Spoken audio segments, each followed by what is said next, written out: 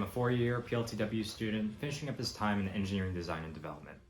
EDD has always been a project-based course, very much so, that it was more of a test to what we had learned in the previous years and adapting our engineering minds to new open-ended challenges. Such challenges include the career unit, which had us create a portfolio, resume, business cards, etc. along the career line, a root cause analysis, which had us examine the failures behind a major engineering disaster, a table design challenge that pitted groups to design a table for the shop using only shop scrap, a gravity car competition, which had us fully create and participate in a Pinewood Derby style event, mathematical models, which had us use math to explain certain concepts and solve certain problems, and just about a semester's worth of cardboard stuff. Beams, bridges, you name it, we built it, and it was, stuff. While we hadn't exactly learned new technical subjects in the field, we did learn something that is arguably more valuable: how to survive in the engineering world, which is what I will be demonstrating for you here. Welcome to Shane Okuhara's EDD Film School. Now, for those of you wondering, what the heck is a Shane Okuhara's EDD Film School? I'll get to it, Speed Racer. This video will examine each of the projects that we did throughout the course of the year into certain segments. And these segments will be stylized, parodized, whateverized into certain genres of media, television, movies, etc. So, for example, a certain cardboard bridge project, a horrifying cardboard bridge project, might be stylized as a horror movie. It won't be. Maybe. We'll see. All of this is done to help accentuate the major lessons learned from each of these projects, as their vibing similarities within the tones and the lessons can intertwine into something that is linguistically something. It's creative. I'm just being creative. This is fun. That's all this is. This is fun. So with that said, sit back, relax, and enjoy this shit. Hold up a minute.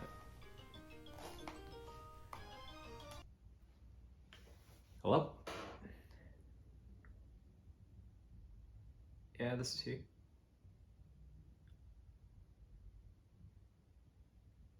A murder?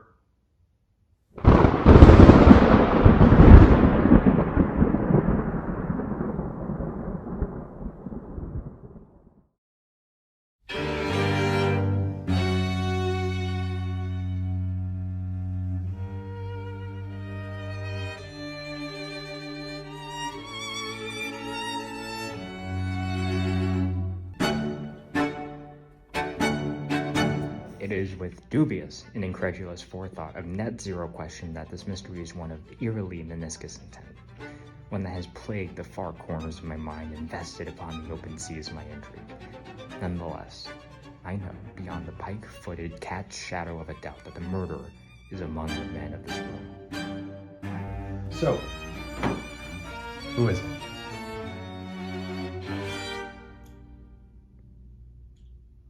Perhaps we should ask, how is it? Listen, bub, we want to catch the perp as much as you do, maybe even less. But we're an hour away from the midnight growl. Can't we just hold off on it? It just doesn't make a lick of sense.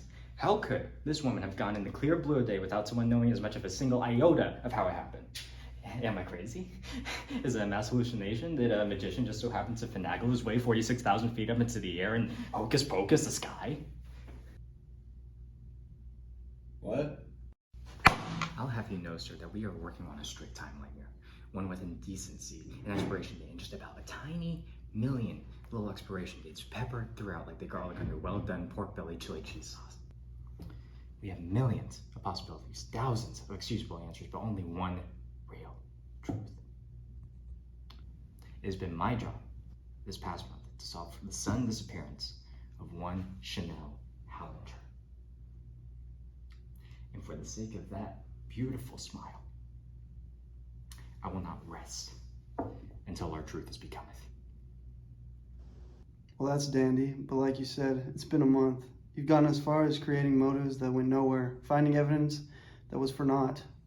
And your forethought, so-called research, has made you succumb to the age-old finger-pointing guessing game, not to mention the wrinkled shirt. I'm overworked. You won't make it in time, detective.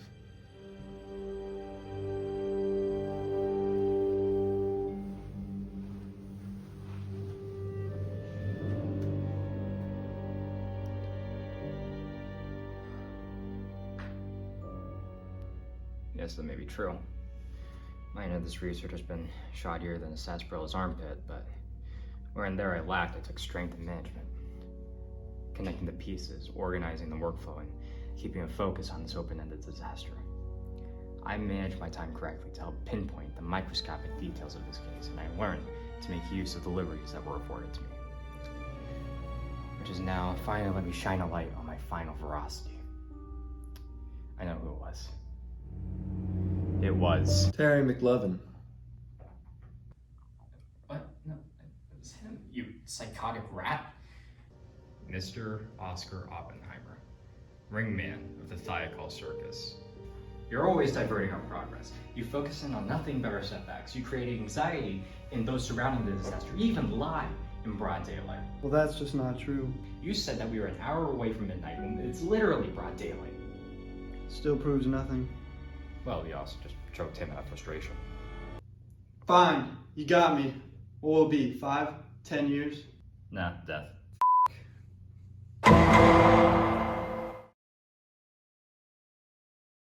It's time for everyone's favorite game show. Feed the Table!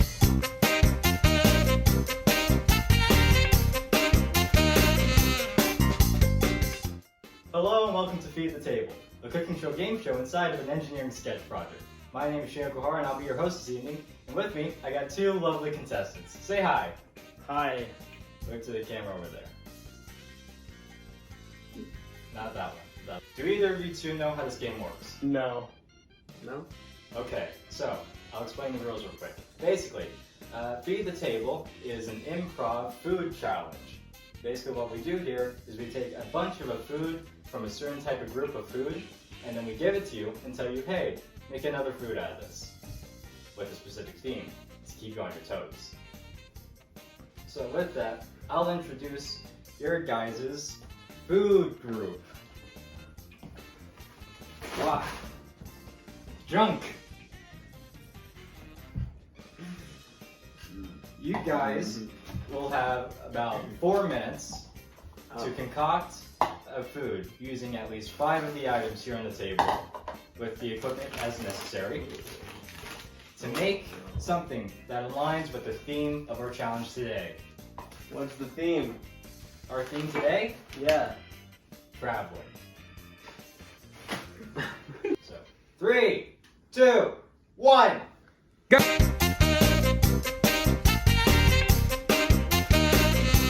Go!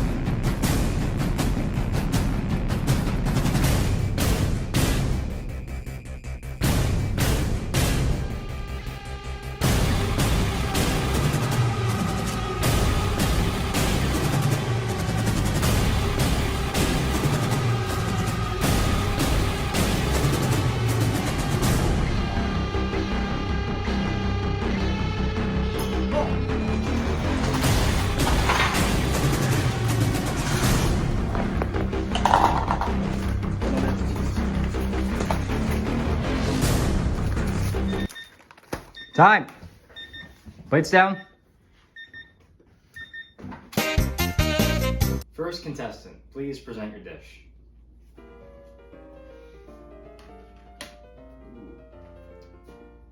Could you please explain what this is? So, going on the theme of travel, I obviously had to add animal crackers because, when you travel, sometimes you see animals. Using the sticks and marshmallows, those were meant to represent a tree and its leaves. The popcorn to represent the grasslands of Africa.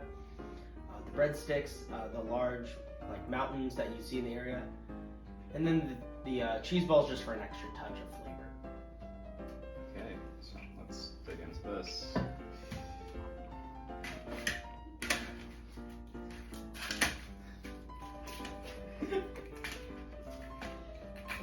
I see you use the extra buttery popcorn. What inspired you to do that? The flowing rivers of Africa. Okay, well, I think we're done with this dish here. Thank you. Thank you very much, contestant number 1. Thank you, chef. Contestant number 2, please present us your dish. Okay, so I kind of did a variation of trail mix. So usually there's M&Ms in there. I replaced that with Skittles for a little twist. And then usually there's pretzels as well. So I took the sticks, snapped them in half. And then there's a lot of other things like Tic Tacs in there. There is popcorn, little crushed Oreo. Just a little twist on the average trail mix. Do you have any further comments about the machinations of your imagination when it comes to this dish? I don't know. I was kind of crushed for time, so I kind of just do stuff. And All right, let's dig in. Okay. I've never had buttery marshmallows before. What do you think? I'm only getting buttery marshmallows. What do you think? I think you need to try yours. Okay, I'm struggling to get a bite. Whatever. yeah, they are interesting taste. Oh wow. Yeah. That's not good. Thank you, chef. Thank you. Yep, thank you. Contestant number 2.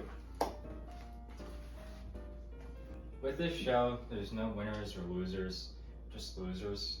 And the way we work here is that we always expect the worst to come out of what we have.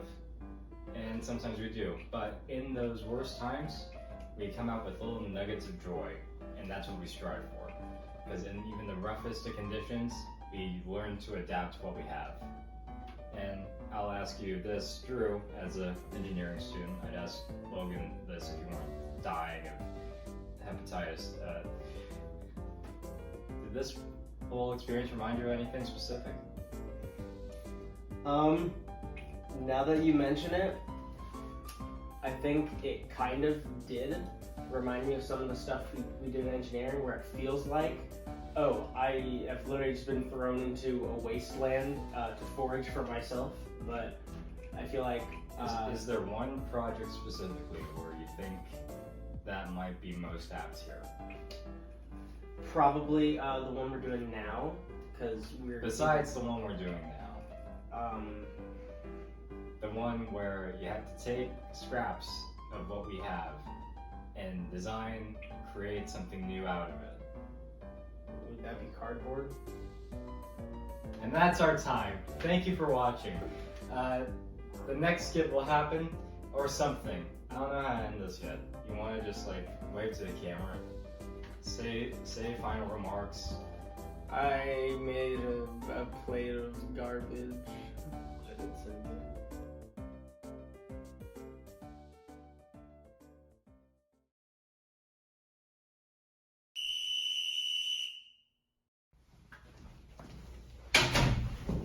Blew it. Fucking blew it. How could we have been so down bad in the second half? Swear to God, if I just made that field goal. Are you kidding? Maybe if you haven't traveled midfield, you would have had the chance to get the goal. Well, at least I didn't go offsides like your 8 brain did. I know I could have done better if I just noticed the back checking blue liner. Just put the blame on my sorry sidelined blue butt. Okay. Both of you, stop trying to play offense when you should obviously BTB the racket when making the three-pointer. I'm sick and tired of constantly bumping into you guys when you spotlight hungry mugs try to steal the forward mid defense. Your face looks like a forward mid defense. Yeah? Well, your mom. Why did you put it in the basket instead of the goal? No, it was the casket. I put the Oh. mid lane forward, and then the trajectory took a little. Stop! It was my fault. It was not your It fault. was his definitely your fault. fault. It was What definitely were all you my doing? fault. You I why lost did you the go to the game. mid? Hey! You know what? Sure, this competition has been rough.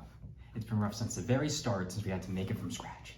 It has been rough trying to sort ourselves and come up with certain individual facets of the competition, only to cancel each other out with our ideas. It has been rough, not knowing exactly what each other was doing. But you know what? Even through all that, we survived. We survived because we really started to communicate with each other. We survived because we realized the greater good of this project and pushed each other upward. Were we perfect? No. But we were a team. We lived as a team. We are a team. And now we have a functional Pinewood Derby style competition as a team. And it was our greater sense of inner and outer communication, as well as our integral cooperation, that makes me sure that one day we'll be great engineers. So, are you with me or what?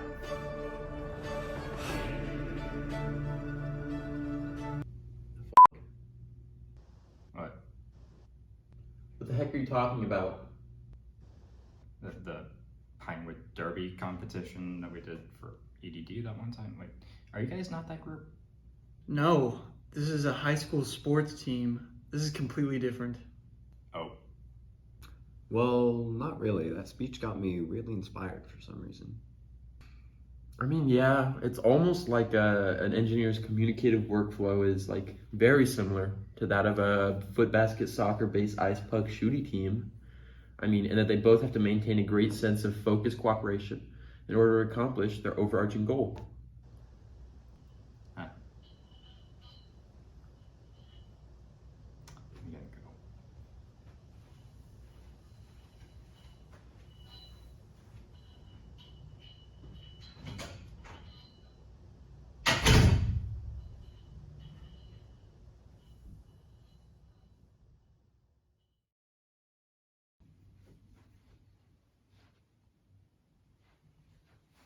Have you ever lost your way when it came to a big project? Do you have trouble encapsulating the thoughts you have about a certain dynamic workflow? Do you need to know right now just how many stars and wishes you got for a particular assignment? Are you constipated?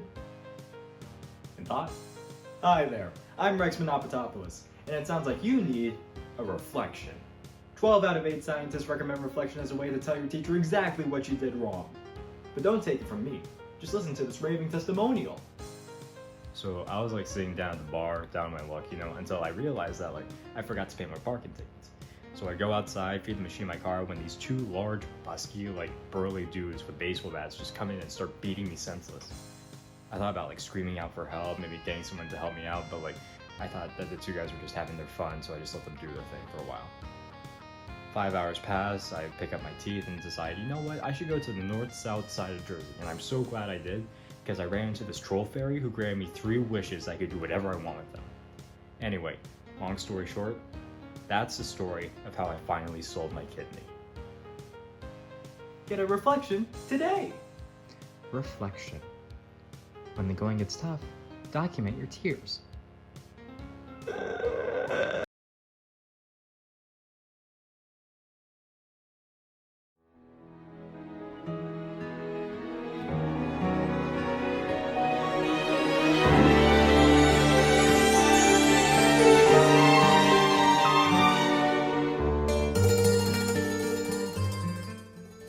Life, the aggressively medium frontier.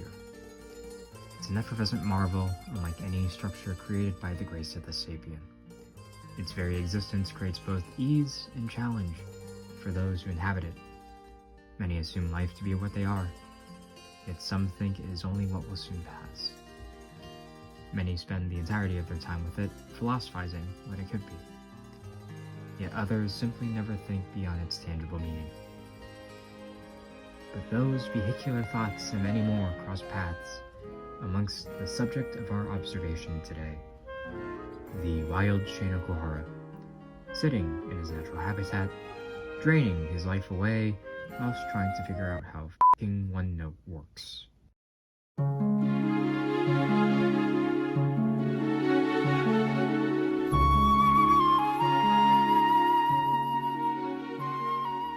The marsupial preps his pre-work ritual, leeching whatever substances he needs to help him survive his forthcoming trek.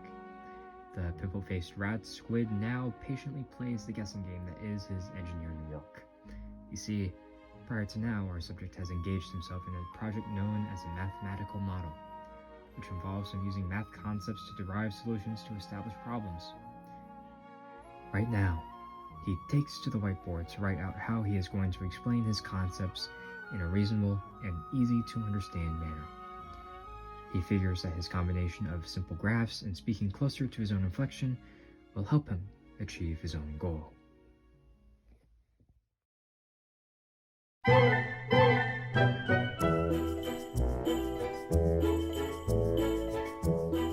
In half a week's time, our dear elephant-eared creature has come to the point of preparing a presentation over his model. He tries to write down his points and recite them back to himself in an effort of memorization. He's getting there. He takes to the living room to practice in front of a live audience. Shane wants to make it absolutely sure that he has a clear hold over his topic and that it is all understandable to his audience. He knows that if he could at least well explain his math, then he'll be successful in well explaining most everything else he can to his audience. Well, a more invested audience.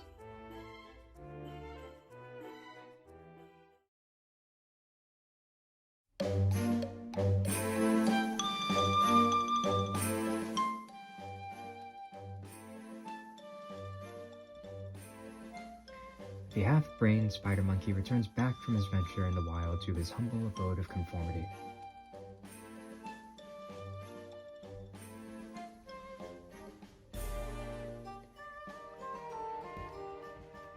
You know, dear viewer, there hasn't been that much of a contrast between our subject's work and this little documentary. Just as I had been meticulously describing the actions and thoughts of our subject, so too did he have to do the very same thing when it came to creating the project I very well described him creating. The mathematical model project has taught our dear boy that clear communication is an essential asset to engineering.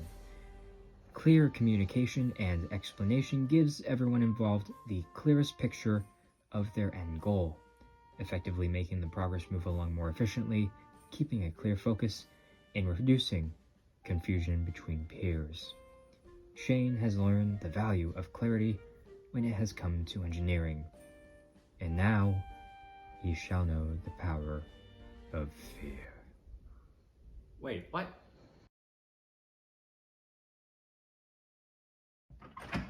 We have to make the whole thing out of cardboard too. All 6 feet of it, yeah. And then we have to maintain like a 4-foot clearance under all of it. It's nuts, yeah. We're getting done with like the cutting the cardboard right now. We have the, how much? It's a lot. It's just kind of daunting. I don't know how to keep a clear head on all this. Just need to keep adjusting to new timelines and crunch like hell to make it, but I don't know. I don't know how to do all that in this time. This cardboard will haunt me to my grave. Well, I'll let you go. See you, Uncle Jerry.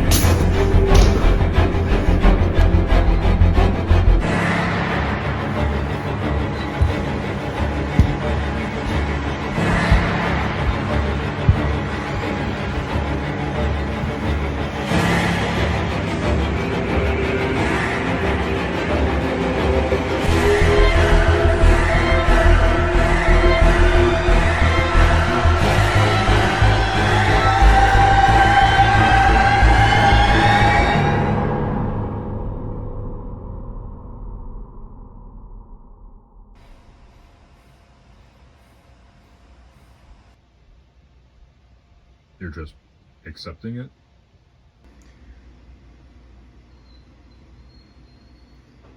I mean, yeah, You're throwing in the towel. yes, You're just gonna sit there yep, and accept uh-huh, your upcoming doom. yep, Arena. That's not how this works. What do you mean that's not how this works? You're supposed to at least sit back or something.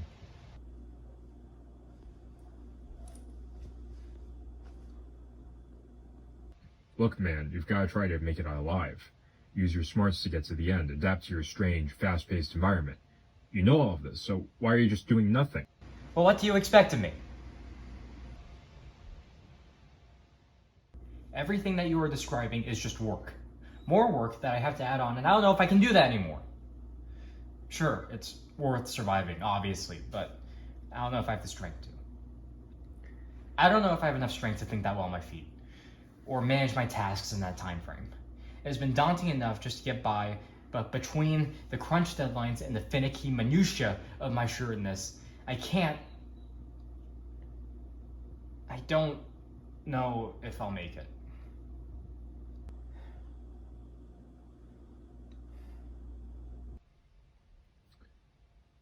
Well, that's bull. What? You were honestly doing pretty fine up until now. Sure, you were panicked. Sure, you made some stupid decisions because of it, but you made it this far because you knew enough to think ahead. All you need now is some focus and practice, and you'll get out just fine. Now, I know I can be a bit scary. Yeah, you're terrifying. Obviously. But even I am not worthy of defeating your spirit. Look, it can get intense at times, downright overwhelming. But you knew that going in. You knew there would be chaos chasing you down. You knew the risks that were at stake. You just need to remember that it's going to be okay. It's not the end of the world. You're not dying tomorrow, probably. Just keep calm. Take a breather every once in a while, and know that you will get through this. Huh. Thanks. Don't mention it.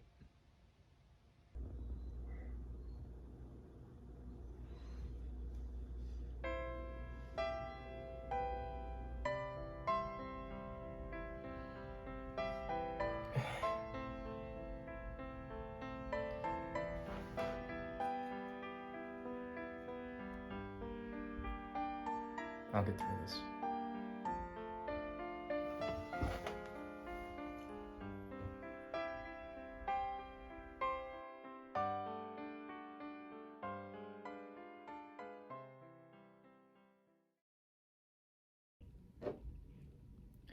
It is currently May 14th, 8:28 p.m., exactly 1 week from the due date of this project. And I am just starting the in-depth script writing of the first 2 sketches. I'm gonna die. 1, 2, 3, 4.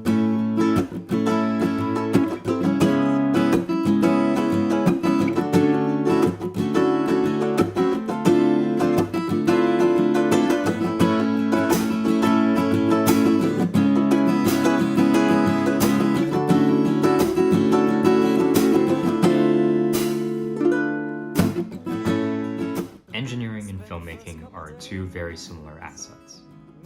Both require inventive logical skills, whether through designing or editing, as well as ingenious creativity, whether through brainstorming or script writing. Both require a copious load of documentation, both are heavy-handed in the crafting stage, both even follow relatively the same process. None of my progression in making this final was easy, but I was surprised by just how much fun I had with it. I enjoyed the script writing as it gave a creative vent to my thoughts. I enjoyed shooting because it gave me a chance to literally work from every angle. I enjoyed the editing not because it was a nightmare, but because it was more of a Disney's Haunted Mansion nightmare than a Saw 4 nightmare. And just as I had fun with this, I have had fun with my engineering past in much of the same ways. I look upon my past 4 years of classes as something of a job, what with the various projects and tasks and all, but throughout that time, I grew accustomed to it. I grew to actively work with these projects as they became something of a second nature to me. Cornered me into the engineering mindset, made me think and breathe the work that I do, and is now making me seriously consider if I got Stockholm Syndrome. But even if I did, I will always manage to find things I love in engineering. Through every little nook and cranny, I can be sure to be met with challenges and exercises that make it all just an adventure to witness.